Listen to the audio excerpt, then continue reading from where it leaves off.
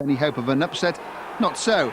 Kelly Haag's header was one of several decent efforts from the 1,000-to-1 outsiders, currently bottom of Division 2.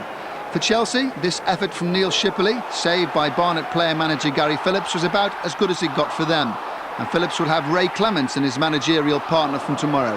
Barnet are looking forward to the replay, but not the winding-up order they face in the High Court on Monday, where they need to find £1 million. A great result today, though.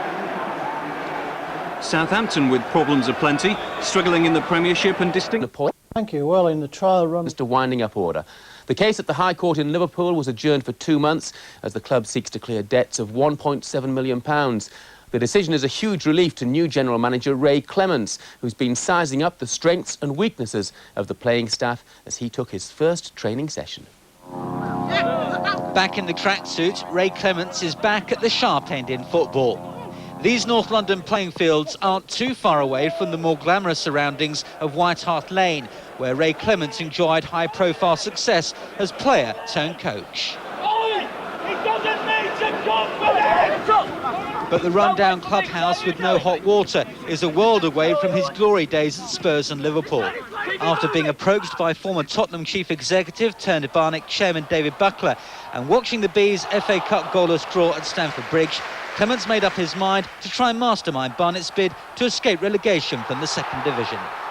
The way they played football at Stamford Bridge on Saturday was a joy to watch, and the sort of football I've always believed in, the way I've been brought up, and I wouldn't want to go to a football club that didn't try and play that way. Coordination, there, that's it.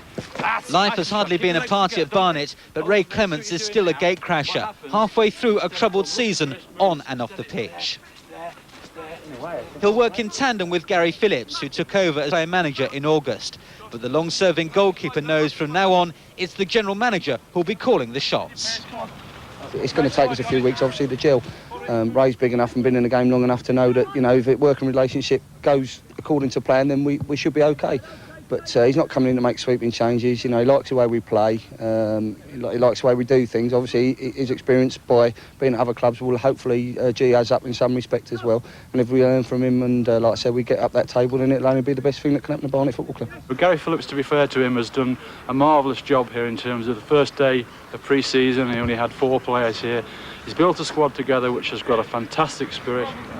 Ray Clements has already proved something of a good omen. Only a few hours into the job, news reaches him the club, over £1 million in debt, has escaped their 4th winding-up order in the High Court. Their 2-month stay of execution gives the chairman more time to put a rescue package into motion. David Buckler made things very, very clear to me when we had the talks before I accepted the job. He's a professional. He's spent his life solving company problems. And if he can't sort that out, then nobody can. Everything that we've been trying to work for come to fruition Saturday. We know we're a good side. We've been saying this for weeks and weeks, that we can play. Obviously, we're 6-7 weeks behind everybody else at pre-season. That makes a big difference, that is.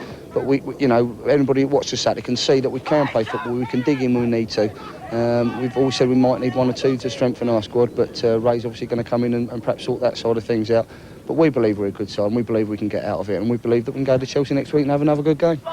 10 points adrift at the bottom with only 2 league wins this season, Clements faces a baptism of fire. But if the club's knack of survival in the High Court is anything to go by, he might just pull it off. Tim Abraham, Sky Sports, North London. Newcastle striker Malcolm Allen. Barnet has surrendered home advantage and held Chelsea in the first game.